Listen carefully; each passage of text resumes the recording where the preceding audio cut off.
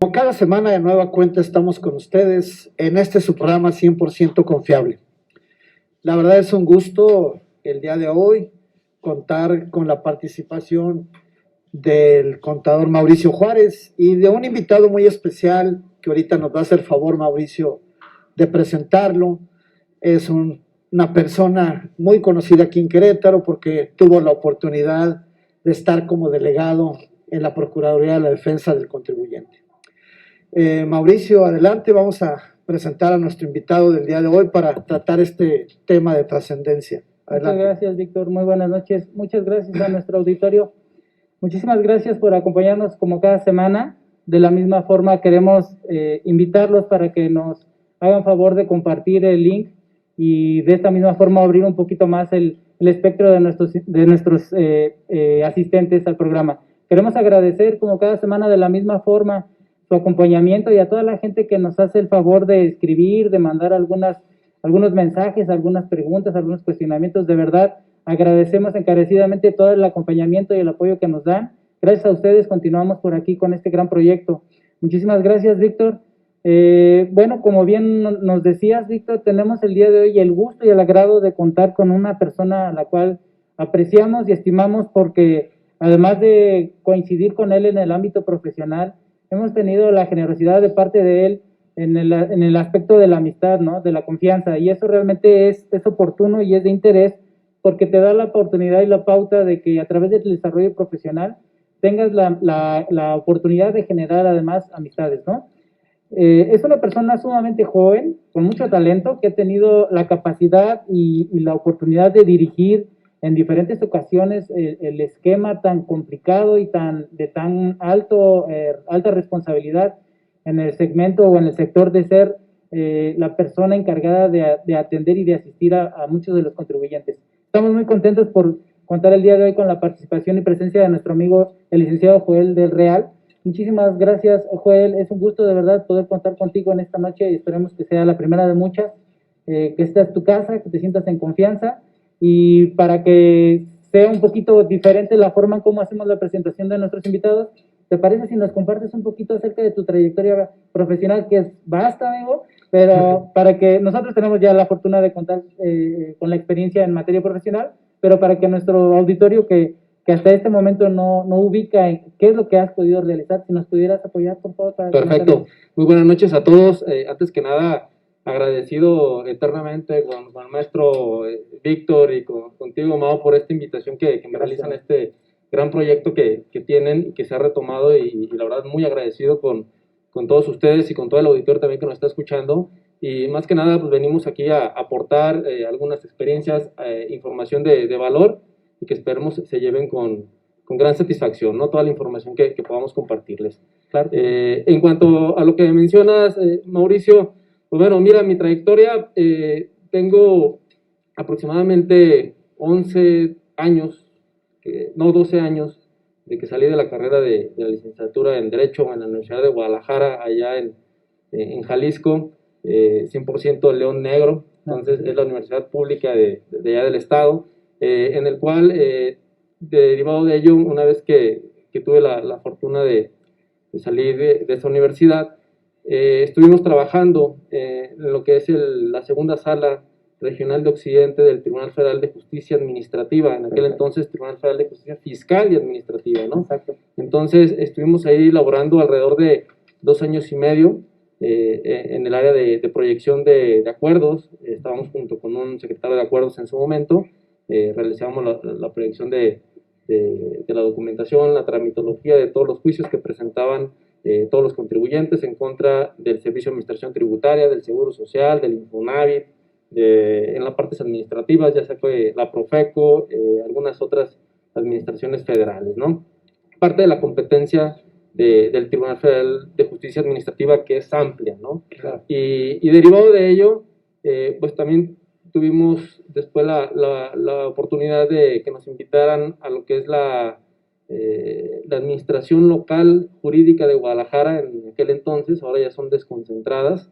En aquella oportunidad estuve laborando ahí en la parte del contencioso, en la defensa del fisco federal, de los intereses del fisco federal en contra de, pues, que en su momento los contribuyentes la estaban presentando las demandas en el tribunal y nos tocaba hacer las contestaciones, la defensa jurídica de los intereses del fisco federal, ¿no? Hasta su final solución, lo que es la presentación de los recursos de revisión fiscal.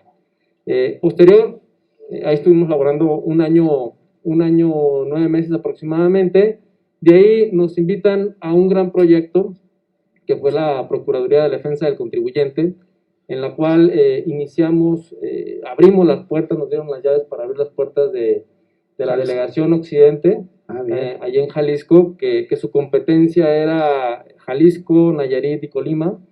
Y ahí estuvimos iniciando ese gran proyecto, la apertura de la delegación.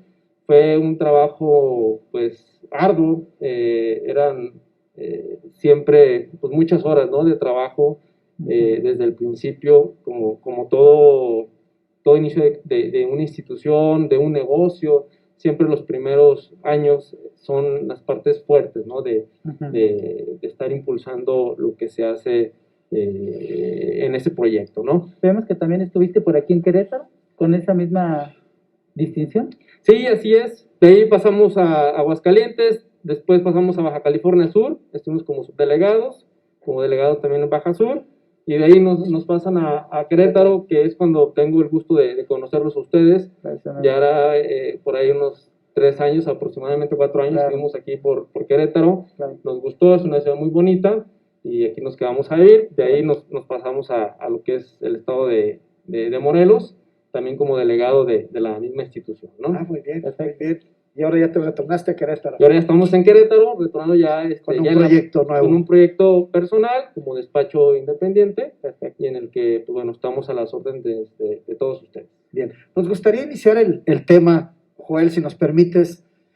La verdad, pues es un tema muy trascendente porque, en principio, muchos de los contribuyentes han realizado acciones que de alguna manera no están dentro del contexto de la ley, dentro del marco, y pues en la denominación que le pusimos a nuestra publicidad del tema del día de hoy, pues poníamos el término EDOS, que en principio muchas de las personas que leían la publicidad no sabían lo que era un EDO y lo que es un EFO, que es un programa muy importante que de alguna manera la Secretaría de Hacienda tuvo a bien estar realizando con el fin de buscar pues estas acciones que en principio pueden llegar a ser consideradas en un momento dado hasta un equiparable a un delito de defraudación fiscal. Platícanos, ¿qué es un EFO y qué es un EDO? Por favor. Sí, el acrónimo de estos EDOs y EFOs. EDOs, bueno, más bien EFOs, que son las empresas que emitieron facturas que amparan operaciones simuladas, ¿sí? Ajá. Aquellas empresas, como coloquialmente a veces se les dice que emiten facturas falsas, ¿no? Lo pongo entre comillas. Y los EDOs, aquellas empresas que dedujeron las operaciones que amparan, que dedujeron las operaciones simuladas. Ok. Es decir, aquellas empresas que recibieron, o contribuyentes que recibieron la factura que, entre comillas, compraron o adquirieron esa factura falsa, ¿no? O que amparan una operación que nunca existió, que fue todo un acto simulado y únicamente lo que se hizo es traspasar una factura hacia otro contribuyente con un intercambio obviamente económico, un traspaso de cuenta bancaria, y pues bueno, es el combate que desde inicios del año 2014, con la reforma fiscal, esa gran reforma fiscal que tuvimos en aquel año, se implementó lo que es el artículo 69B, ¿sí? Ese es el artículo 69 del Código Fiscal de la Federación, donde ya el Estado se da cuenta de que existe pues un deporte nacional en el tema de compra de facturas o la emisión de facturas falsas, y por lo tanto, por lo que la repercusión en sí pues era de que muchos lo aprovechaban para optimizar el pago de sus impuestos, ¿sí? Muchos contribuyentes abusaban de esa figura y por lo tanto lo que se hizo es, se implementa un artículo del 69 del Código Fiscal de la Federación. Inicia su vigencia en el año del 2014 este artículo. Vemos que conforme a su trayectoria, si bien es cierto, empezaron a publicar las llamadas listas negras, donde aparecían estos EFOs, emisores de las facturas que amparaban las operaciones simuladas, en el cual pues únicamente era un listado que se publicaba y no había una repercusión más allá. Me refiero a repercusión, no había una determinación de una deuda hacia el contribuyente o a quienes hubieran adquirido los comprobantes fiscales. Inclusive, en su momento, hasta, creo que, no tengo el dato estadístico, pero ahorita lo recuerdo, se consideraba que hasta el propio Estado, el gobierno, municipios, pues eran los principales clientes, ¿no?, que adquirían este tipo de comprobantes. Pero bueno, son datos, a lo mejor, digo, no tengo aquí el dato en específico, pero era un gran porcentaje de facturas que en su momento se adquirían por parte de los gobiernos, ¿no? ¿Qué sucede con esto? Entra este nuevo gobierno que tenemos actualmente y dice, bueno, pues vamos a ver de qué manera, pues ahora sí, ya está la figura, ya se están publicando los listados, y de esa misma manera, pues que tenga una verdadera consecuencia, ¿no? Para quien está emitiendo la factura y para quien está recibiendo ese beneficio, ¿no? Y es ahí que vimos en junio, a mediados del año pasado, en 2020, sí, por ahí una de las mañaneras que tenemos a diario, donde salió lo que es la jefa del SAT y el procurador fiscal anunciando que iban ya sobre este tipo de empresas, ¿sí? En ese momento, lo que sucedió fue que, pues bueno, se dio un catálogo de ciertas empresas con las que iban a iniciar en la presentación de ciertas denuncias, ya en contra directamente quienes emitieron las facturas.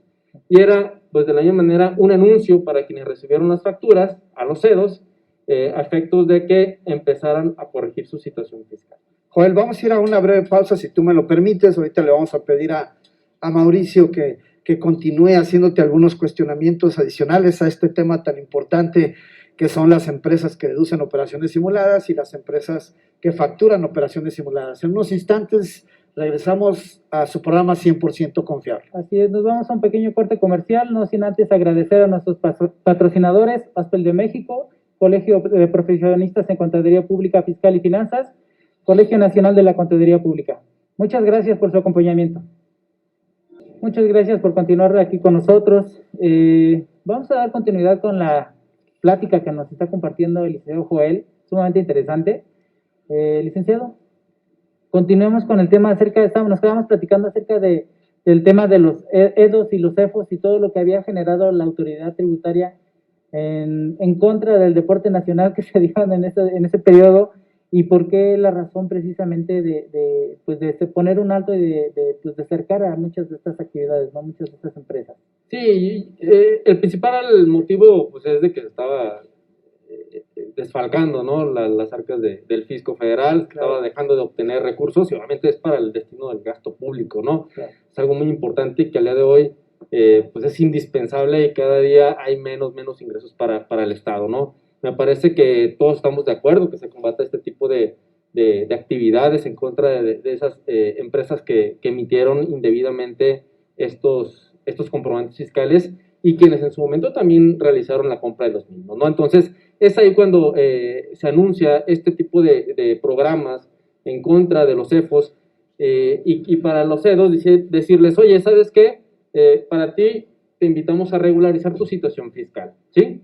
Es ahí donde es importante ver que el Estado se dio cuenta, o más que nada el SAT, de que perseguir al EFO es muy complicado, ¿sí? Porque inclusive en la experiencia que me ha tocado, han sido empresas que pues no están localizadas, o son domicilios falsos, o son domicilios que son terrenos, lotes, baldíos, etcétera, ¿no? Entonces, ¿qué dice? Bueno, vamos con quien tuvo el beneficio fiscal, ¿sí? El beneficio fiscal de la adquisición del comprobante fiscal. Pero algo muy importante que hay que comentarlo, ¿no? Si bien es cierto, se está de acuerdo, ¿no?, que se combata con este tipo de ilegalidades que están haciendo ciertos contribuyentes, pero eso no debe de ir por encima de los derechos fundamentales también de los contribuyentes, ¿sí? Okay. De ahí que la autoridad, en un ánimo de invitar a corregir a todos los que adquirieron los comprobantes, empezó ya con un anuncio, ¿no?, de, oye, ¿sabes qué? Va a haber una repercusión en la parte penal, en dado caso de que no corrijas tu situación fiscal, ¿sí? Claro. Y es cuando vemos, ya antes de eso, la reforma 2019, reforma penal fiscal, lo que es ya considerar este tipo de compra y venta de facturas, lo que ya es una delincuencia organizada, ¿no? Así es. Una defraudación fiscal, lo equiparan también al tema de defraudación fiscal, pero digo, no obstante eso, vemos que una reforma para el año pasado, del 2020, uno de los transitorios, sí el Estado fue dando como oportunidades, ¿no? A aquellos contribuyentes que habían adquirido este tipo de comprobantes, o al menos uno de sus proveedores estaba en este listado, en esta parte de las listas negras, ¿no? Y dio un plazo de 3 meses, ¿sí? Plazo de 3 meses en el año del 2020, no obstante eso, viene a mitades del año del 2020, anuncian esto de manera conjunta el SAT y la Procu Fiscal, y todavía, pues bueno, dan un plazo adicional a efecto de que se regularicen los contribuyentes, ¿no? Entonces, inicia todo ese rastreo, ¿no? Para todas las personas que obtuvieron este tipo de comprobantes fiscales. Fuera de lo que has estado comentando al respecto, ¿qué repercusión jurídica, ya vinculando el Código Fiscal de la Federación con el derecho común en materia incluso del ámbito penal, qué consecuencia jurídica pudiese en un momento dado tener como repercusión, primero si tocamos a los CEFOS? Como dices tú, bueno, ha sido un poco complejo que la autoridad pueda localizar a los CEFOS, que son los que venden las facturas, que son organizaciones que, como tú mismo lo dijiste, pueden en un momento dado, conjuntamente con quien las compra, considerarse una delincuencia organizada y de alguna manera tener prisión preventiva. Cuando esto ya se empieza a manejar en el ámbito, a través de una querella en el ámbito penal. Ahí nos gustaría que nos especificaras un poquito más, no solamente de los CEFOS, sino también de los CEDOS, cuál es la repercusión jurídica que les puede suceder, porque hay personas que todavía traen en la cabeza hasta este momento, después de todo lo que ha sucedido, de poder adquirir una factura, de deducir una factura de un acto simulado. O sea, Joel, la verdad, platícales. Sí, claro que sí. No lo deben de hacer. Digo, son repercusiones muy, muy delicadas y muy trascendentales, ¿no? Claro. En breve señalamiento, ¿no? El 69 publica una primer lista donde es presuntamente un emisor de facturas a una empresa A, no desvirtúa la empresa A, lo publican en una lista definitiva de esa empresa A, como definitivamente las facturas que tú emites son facturas falsas, ¿no? Por así, entre comillas. Ajá. Después de eso se publica esta lista negra y el contribuyente que recibió esos comprobantes de esta empresa A, que es, pongámosle, la empresa B, tiene 30 días posteriores para desvirtuar aquellos actos o aquellas facturas que en su momento le emitió la empresa A, ¿sí? El efecto que está relacionando el 69B de este tipo de comprobantes es efectos generales. ¿En qué sentido? Que no va a repercutir, no se le va a dar ningún efecto fiscal a esas facturas que tú hayas obtenido, ya sea que fueron compradas o ya sea que fueron adquiridas inconscientemente, o que realmente pues sí fue la operación, que es también algo muy importante que quisiera señalar. Sí se realizó la operación, pero también no cuentas con toda la materialidad, todos los elementos materiales que la puedan comprobar, y es ahí donde también está la parte interesante, ¿no? Claro. Entonces, se le quita en primer lugar todos los efectos fiscales al comprobante fiscal, y tú como empresa Edo, es ahí donde yo menciono, está bien que se combatan las facturas, pero de la otra manera no se debe de soslayar, ¿no? Lo que son los derechos fundamentales de todos los contribuyentes. Sí. Pasan estos 30 días a partir de la publicación del 69B, un listado definitivo de la empresa A. Si tu contribuyente tu receptor, tu empresa B, no acudiste dentro de los 30 días, es ya muy probable que el SAT vaya a empezar con una cancelación de certificado de usuario digital, ¿sí? Vaya ya sea con el inicio de facultades de comprobación a efecto de determinarte un crédito fiscal para que le dejes de dar esos efectos fiscales a estos comprobantes, ¿sí? Claro. Por eso es muy importante, definitivamente para aquellas personas que todavía siguen con esa idea de seguir comprando facturas, honestamente la autoridad ya tiene toda la información, ¿sí? Ya saben quiénes son los contribuyentes. Claro. Me imagino, si rebasas de cierto tope, pues ya llegar una visita domiciliaria de inmediato, ¿no? Claro. Pero lo que sucede aquí es de que estos contribuyentes que reciben estas facturas, si no acuden en ese plazo de los 30 días, la situación se puede ya tornar un poquito más grave al momento de que, no vayan a acudir dentro de esos plazos de los 30 días, ¿va? ¿Por qué? Porque ya hay criterios, empieza a haber criterios en tribunales, que si no acudiste en esos 30 días, aún y si acudes después a decir a la autoridad que sí estás acreditando que esa operación, tú recibiste el servicio, tú recibiste el bien, ¿sí? Posterior a estos 30 días, pues definitivamente están diciendo que no procede, ¿sí? Entonces ya en tribunales hay ciertos criterios en ese aspecto. Entonces, en primer lugar, lo importante es acude dentro del plazo de los 30 días si tú ya ves publicado, e inclusive, dicho sea de paso, el día de hoy fueron publicados 105 empresas. El día de hoy 105 empresas como empresas A, empresas EFO. Ajá. Entonces, si una de esas es tu proveedor, pues definitivamente tienes 30 días para continuar con el proceso y tú tratar de desvirtuar esa operación. Una vez que no acudiste, en dado caso, también la autoridad, ya lo comentábamos, pues bueno, es ahí donde viene el tema de los alcances penales, ¿no? La defraudación fiscal equiparada, defraudación fiscal y defraudación fiscal equiparada. 109 fracción cuarta. Así es, el delito de compra o adquisición de facturas falsas. Okay, 113. La delincuencia organizada, ¿sí? Y la amenaza a la seguridad nacional, ¿sí? Claro. Esas son parte de las repercusiones y que, pues bueno, al día de hoy todos los contribuyentes, pues deben de, quien quiera tener esa idea, pues me parece que busque otras alternativas, ¿no? Más que sean las correctas, más seguras y que no se vaya a someter en riesgo, es lo más importante, ¿no?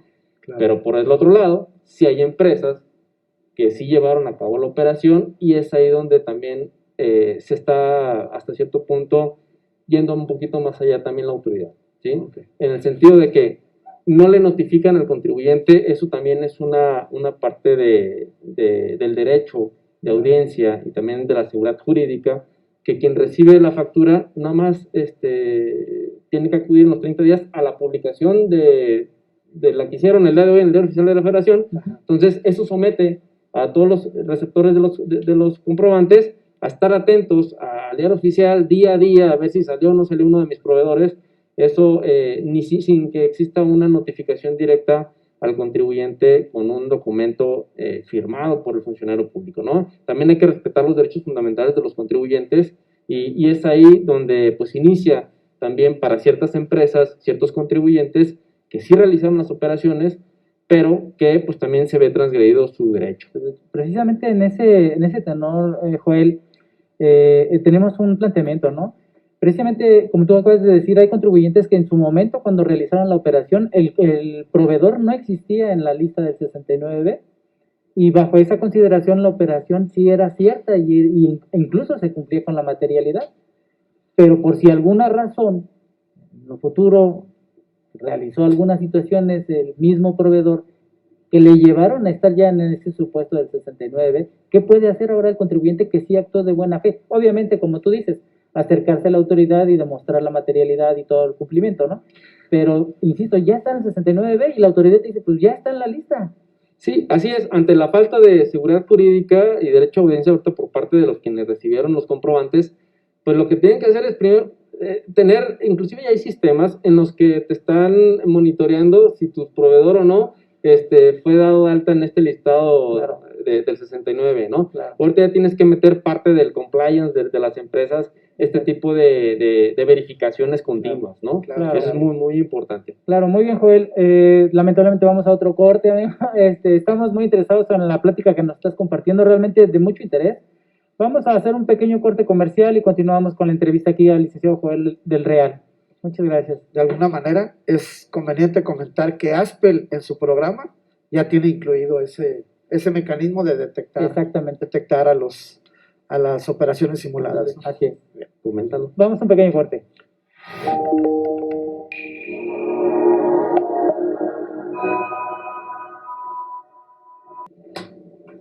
Bueno, muchas gracias. Continuamos con nuestro programa y antes de dar continuidad aquí la charla que tenemos con el licenciado Joel, Queremos agradecer a todo nuestro auditorio que nos hace el favor de acompañarnos. El día de hoy tenemos por aquí agradecimiento especial para Arturo del Corral. Amigo, muchas gracias. A la señorita Saya Zúñiga, a Paz Bárcenas, Lupita Montes, Ángel Arteaga, Joel Tobar, a nuestro amigo Alejandro Jaramillo, que cada semana nos acompaña, a Angélica Musalem, Antonio Ugalde, Universidad de Londres, a los alumnos del doctor Víctor Vega Villa en la Universidad Autónoma de Querétaro, igual a la comunidad de Universidad Marista, Universidad del Valle de México, y también a nuestros compañeros en Universidad de Londres.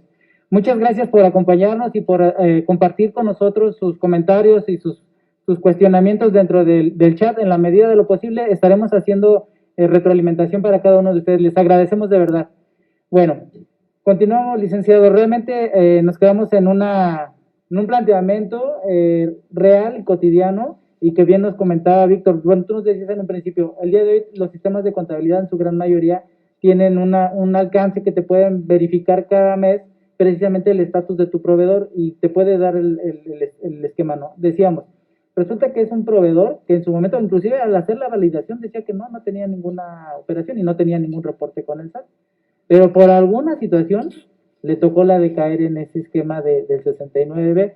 Nos decías, bueno, pues es que a final de cuentas, primero que nada, tiene que ser notificado el contribuyente, al cual ahora le van a solicitar que él haga cargo de esa pues, actividad que la autoridad no quiere reconocer. Y aún teniendo en esta oportunidad de la constancia de que en su momento cuando realizó las operaciones no estaba inscrito en el 69B. Esa es precisamente una de las problemáticas. Ese es el deber ser, ¿no? Exacto. El deberle notificar personalmente a quien recibió el comprobante. Desafortunadamente así no está la ley y es la ventaja que tiene la autoridad y es cuando la balanza está desproporcionada, ¿no?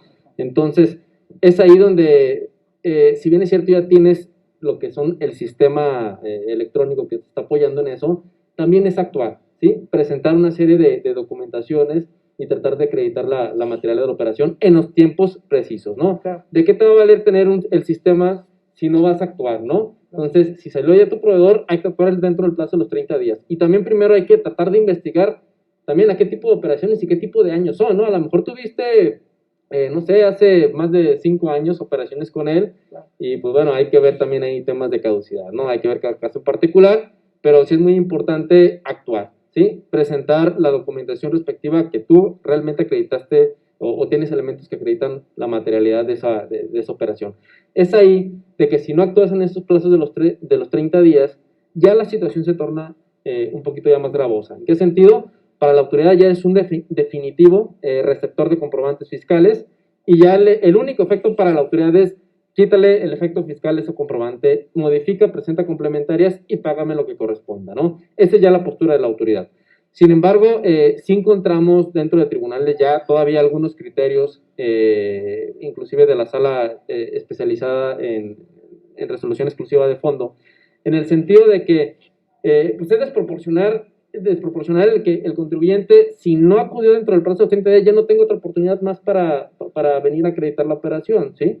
Entonces, lo que está sucediendo es, también dentro de facultades de comprobación, se le puede dar la oportunidad al contribuyente de acreditar que recibió el servicio, que recibieron los bienes que amparan esas facturas que emitió el supuesto o ya el definitivo emisor de facturas, el EFO, ¿no? O la empresa A. Entonces, es muy importante sí actuar en tiempo y en forma, ¿no? Por ahí también la autoridad, cuando ya está mandando lo que son las cartas de invitación a los contribuyentes, es porque realmente no acudieron los contribuyentes en el plazo de los 30 días, ¿sí? Pero eso ya quiere decir una insinuación de que si no se cumple con la corrección, ya van a entrar facultades de comprobación, ¿sí? En mi recomendación, no obstante que te haya llegado la carta de invitación, que estamos fuera de los 30 días, mi recomendación es, de todas formas, aporta la documentación a la autoridad, ¿sí? Que traten de acreditar. Quizás para ellos va a decir, estás fuera del plazo, pero nos podemos ir a elementos judiciales en los cuales se puede tener inclusive soluciones a su favor, ¿no? ¿Por qué? Porque reiteramos a lo mismo, ¿no? No hay una seguridad, no hay una certeza jurídica para el contribuyente de que se le haya notificado, quien recibió los comprobantes fiscales, se le haya notificado una resolución, sino que únicamente se basan en una publicación, un listado que publica el SAT, ¿sí? Claro.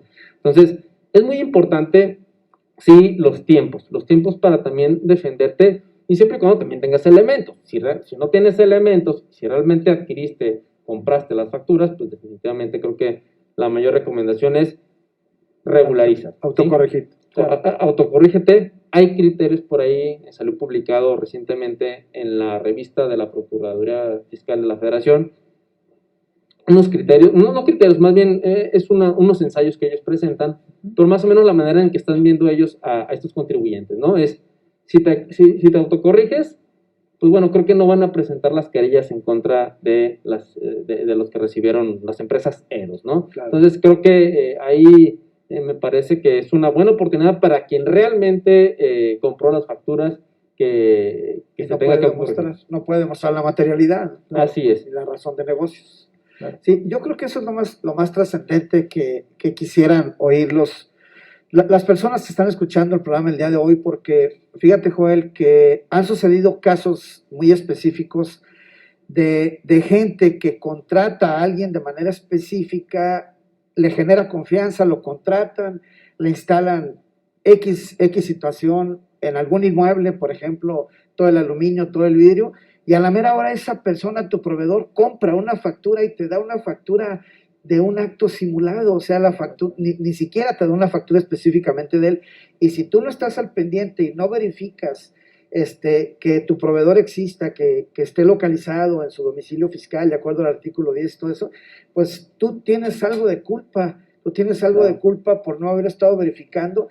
Vas a poder a lo mejor demostrar que ahí está todo lo que se instaló, todo lo que pagaste, toda la mano de obra, pero él te dio una factura que adquirió a quien vende facturas. Entonces entramos en una problemática muy severa. Esto es que les comentes que sean muy preventivos al respecto. Sí, inclusive tal cual como das el ejemplo, puede ser una empresa que ahorita te estoy prestando un servicio, pero para acá ya te estoy vendiendo una factura, ¿no? Entonces, hay empresas doble, y ahí a lo mejor, pues, a quien recibió la factura cuando yo presté realmente un servicio, es ahí también esa empresa que me parece que sí debe de tener los elementos jurídicos y el derecho de audiencia para también defenderse ante tribunales, ¿sí? Claro.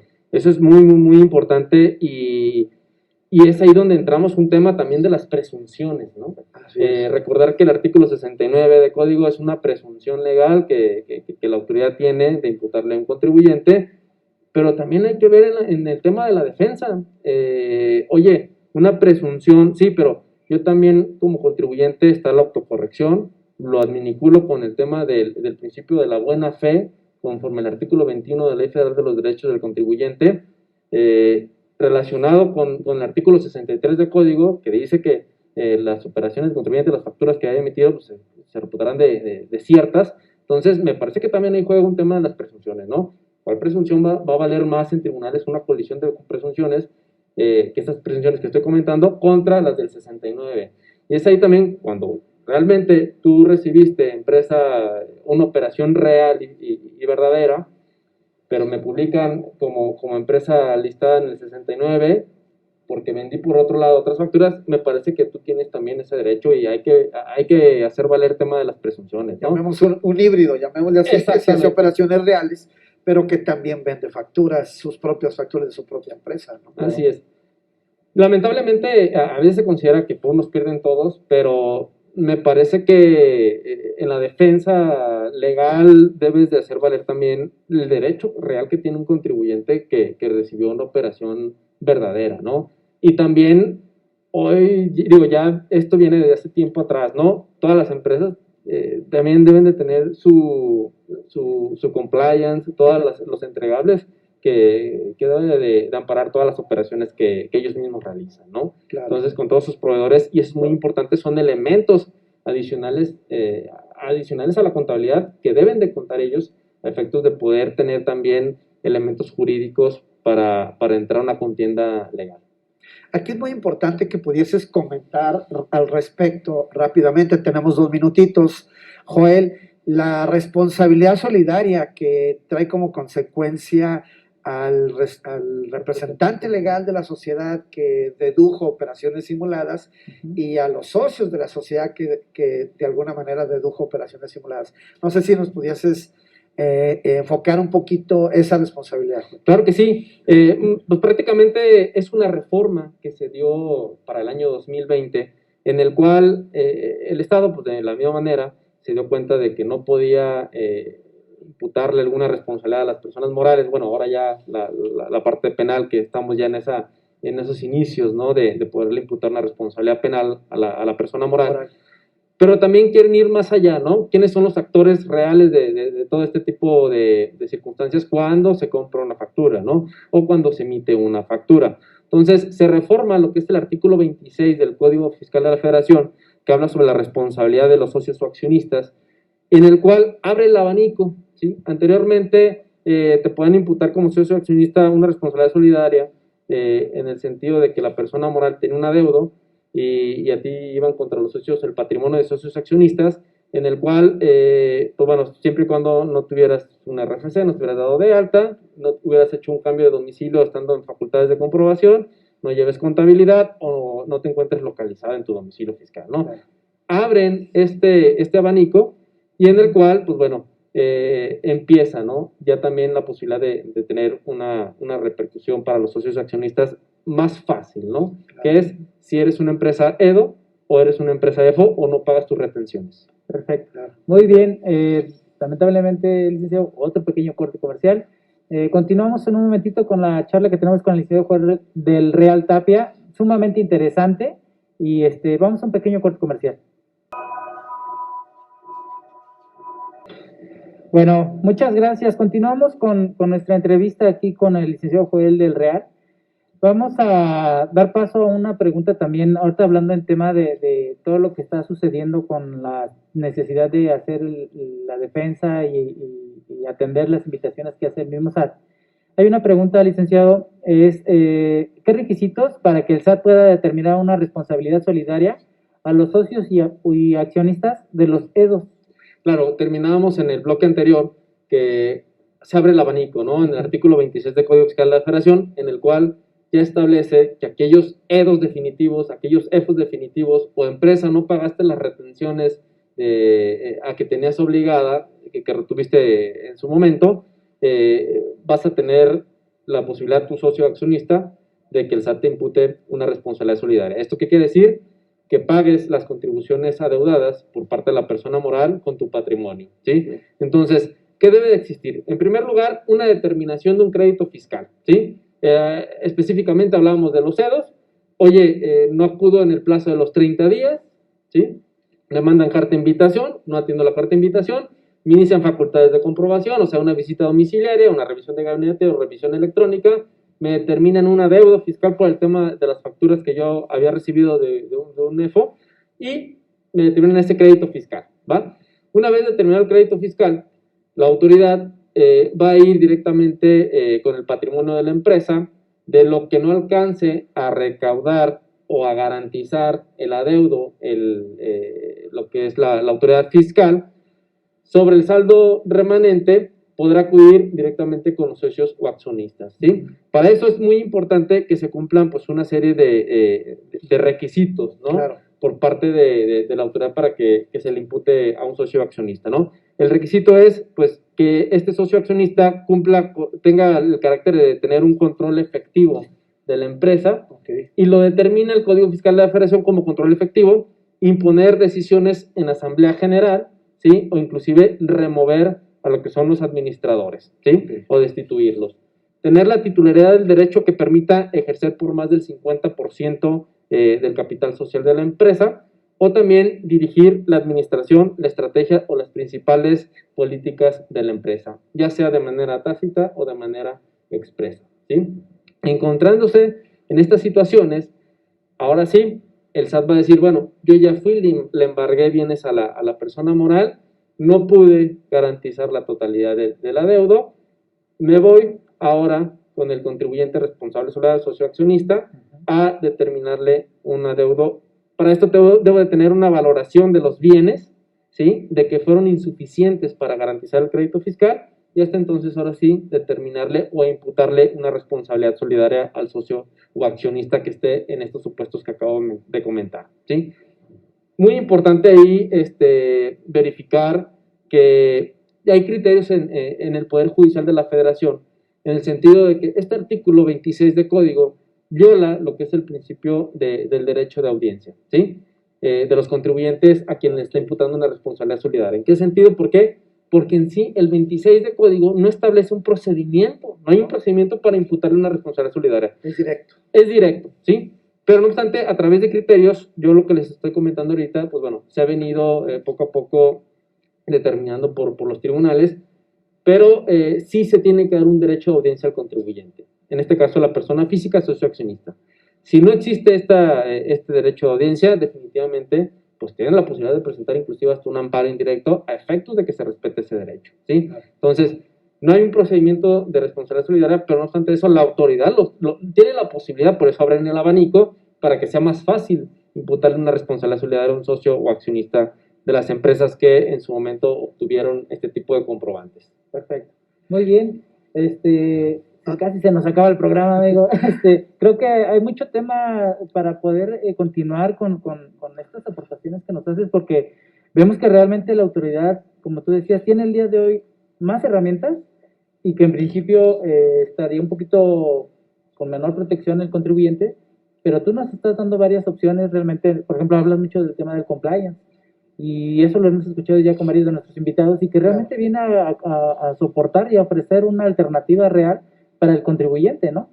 ¿Qué más nos pudieras compartir o qué más nos pudieras comentar en el sentido de buscar la seguridad para el tema del contribuyente? Sí, digo, en primer lugar, si tienes un proveedor en el listado, actuar de manera inmediata, ¿sí?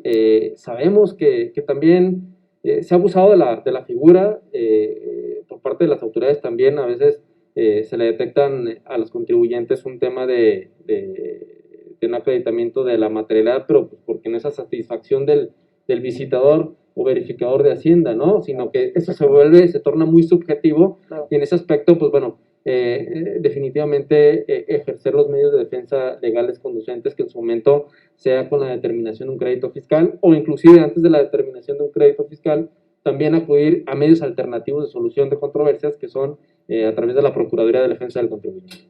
Yo creo que es muy importante que ya como mensaje final, Joel, les puedas comentar a todos los que el día de hoy estuvieron acompañándonos en el programa, que lo están viendo, que lo están escuchando, pues algunas recomendaciones para que no caigan en este tipo de actividades que en principio, ya de acuerdo al artículo 109, fracción cuarta, pues son un equiparable a un delito de defraudación fiscal. Ya vemos sanciones de índole de prisión, de acuerdo al artículo 108, correlacionado con el 113A, y los límites que te pueden llevar hasta el ámbito de la delincuencia organizada, ¿no? Darles un último mensaje para que no caigan en seguir haciendo este tipo de acciones, de adquirir facturas FDIs que traigan operaciones simuladas. Sí, no, definitivamente al día de hoy ya no ya se olvidó, bueno, se debe de olvidar este tema de la compra de facturas. Claro. Ya no debe de ser así, ¿sí? En segundo lugar, yo comentaría que siempre materialices tus operaciones, ¿sí?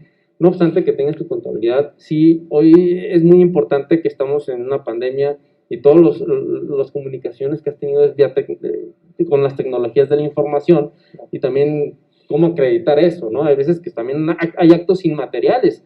¿Cómo los vas a poder también acreditar? Entonces, definitivamente hay que guardar todo el tema de correos, mensajes de WhatsApp, toda información externa a lo que es tu contabilidad, ¿no? Es muy importante llevar un tema de compliance, un oficial de cumplimiento de temas fiscales, y también pues puede existir también un tema de poder proteger también tu patrimonio como empresa de socios o accionistas a manera futura. Claro, muy bien. Pues muy bien. Bueno.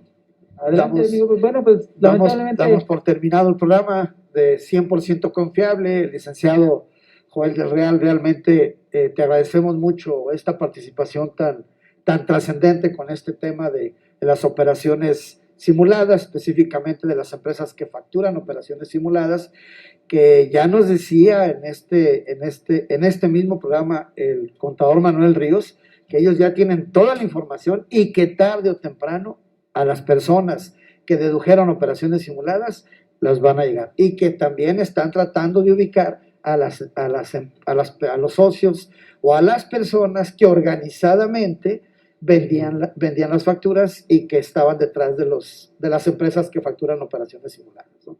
Es definitivo. Pues, Adelante, damos por muchísimas- terminado, ¿verdad? Muchísimas gracias, Joel. Agradecemos de verdad a nuestro auditorio y nos vemos la próxima semana con un tema muy importante. Versará en el tema de personas físicas para la declaración anual. Muchísimas gracias, que tengan buena noche. Gracias, buenas noches. Buenas noches.